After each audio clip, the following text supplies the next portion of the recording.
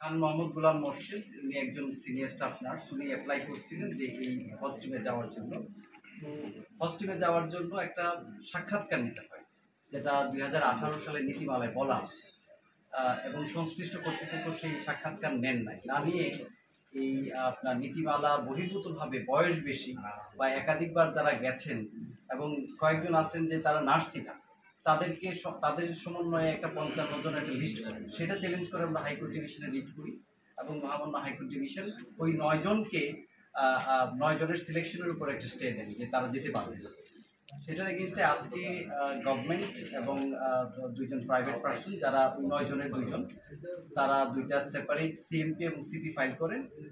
Honourable জাজ in chamber high court ডিভিশনের সেই আদেশ বহাল রাখেন।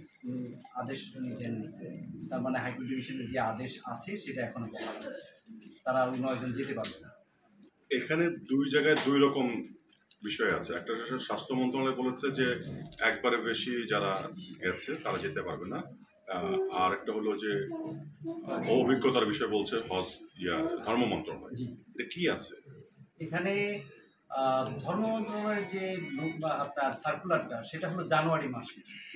আর আপনার স্বাস্থ্য মন্ত্রণালয়ের যে আপনার বিজ্ঞাপন দিল যে যারা ইন্টারেস্টেড অ্যাপ্লিক্যান্ট অ্যাপ্লাই করার জন্য এই হস্টিমে যাওয়ার জন্য অ্যাজ নার্স, সেটা হলো ফেব্রুয়ারি মাসে। ফেব্রুয়ারি মাস 1 মাস পরে কিনা। তো সেখানে কিন্তু আপনার স্বাস্থ্য মন্ত্রণালয়ের ওই আপনার প্রজ্ঞাপনে পরিষ্কার বলে দেওয়া আছে যে যারা ইতিপূর্ব গেছেন তারা যেতে পারবেন না, তারা আবেদনই করতে পারবেন না। আর আপনার তারা প্রত্যয়ন লাগবে যে তারা ইতিপূর্বে যান নাই। সুতরাং আর এই লিস্টটা করবে কিন্তু স্বাস্থ্য মন্ত্রণালয়। আচ্ছা, আমাদের একটু নাম একটু বলতে পারবেন নামগুলো? যে বয়স বেশি, তারপর মুসাম্মদ ইয়াসমিন, উনি 2023 সালের হস্টিমে গিয়েছিলেন। নাজমা পারভিন, ওনারও বয়স বেশি, 56। আনিসুজ্জামান, উনিও ইতিপূর্বে একাধিকবার গিয়েছেন। হামিদা খাতুন, উনি আজকে একটা সিপি পিটিশনার, উনিও একাধিকবার গিয়েছেন। মুসাম্মদ কামরুন নাহার, উনিও আজকে সিপির একজন পিটিশনার, উনিও একাধিকবার গেছেন। তারপর মোহাম্মদ আবু বকর সিদ্দিক, মোহাম্মদ জাহিদুল ইসলাম এবং মোহাম্মদ রুকন মিয়া, তারা কেউই নার্স না। এই 3 জনের তারা কেউই নার্স। সর্বোচ্চ বেশি কে গেছেন?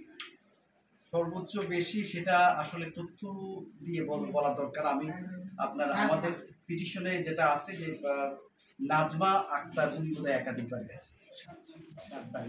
এই যে একাধিকবার ওনারা যেতে চান বা গিয়েছেন, এখানে কোনো কেন যান, মানে কোনো একটা বেনিফিটটা কি? সেটা মামলার বিষয়বস্তু না, বেশি ব্যাপারে না, কোনো একটা বেনিফিট আছে, নাহলে এতবার যেতে চান কেন? সেটা সংশ্লিষ্ট কর্তৃপক্ষের জিজ্ঞেস করতে হবে আপনার।